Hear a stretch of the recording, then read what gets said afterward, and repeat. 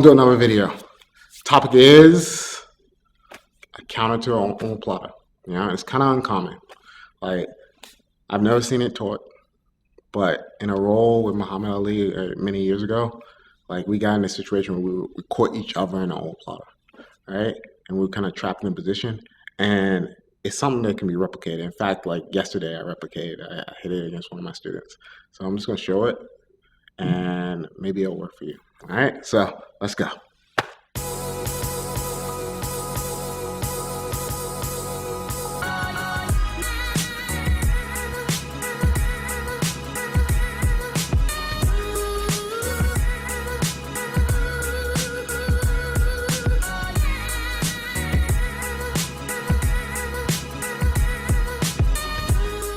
All right, let's get right into it.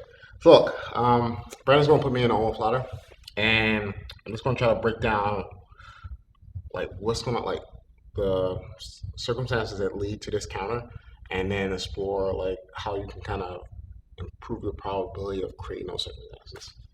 So if we're in an Omoplata, and let's move over a little. Like I know he's gonna be trying to knock me down, but he wants to control my back with his generally the hand is closest to me. But when he first hits it, like first locks up the position before he progresses into his attack, if I can like lean on him and shift. So like I lean on him, shift, and like the goal is to do this before he establishes his either belt or like far lapel or waist hug. Before that happens, I want to bring the nearest foot, which is my right foot, close to his hip. So like lean on him, base, lean, and then grip. So my goal is to get that arm. So let's change the angle slightly. So can you turn this way? Away. That way. Yeah. So base, lean, turn, reach in, grip. All right. So now, as soon as I have this grip, now we're technically in the same position. The only thing is that now I've created a situation where when he tries to finish it by extending away, pulls me into my own rope. So it creates a situation where his finished execution leads to my counter, right? But it's predicated on the idea that you have to expose the arm before he conceals it behind your back, right? And then once I'm here, look, a lot of times, it's not a 50-50 position. Like even if keep the grip, so he has the grip, he's still gripping my arm. We're still technically in a 50-50 situation. Like it's not 50-50 because like he's not on his knees. So like if I have his grip, he has the grip, we're 50-50 as far as grip configuration. I move my hip back a little and look, I look for that hook. Now with that hook I can chop down and let's say keep the grip the whole time. Here, here, here, and then extend away.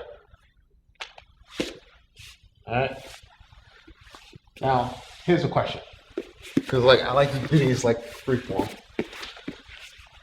Were you letting go of the grip because you were uncomfortable holding it, or because you just let me demonstrate the technique? My natural reaction would be to start addressing your legs in some capacity and try to turn towards you. All right, let's explore that. It's gonna be interesting. So let's create this scenario again. So I'm here, I base. Like ideally, this hand is also going to go inside my thigh to kind of make it harder for him to finish me right away. He should be putting a lot of pressure. You might even be grabbing the collar with your right arm.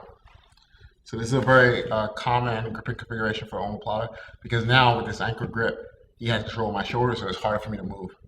All right, and what we're going to do is explore if this grip kills this counter.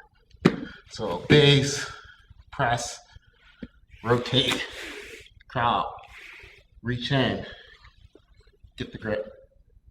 And sometimes that won't work that way, but if these circumstances are possible, and I've had this happen in rolls, and I get this grip, look, as soon as he starts extending the way to finish, just roll through.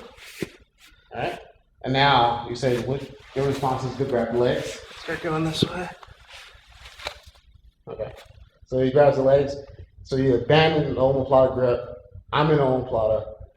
He's now on his knees, so this reverses the whole situation. All right? And of course, I can still have finishes. It's fun.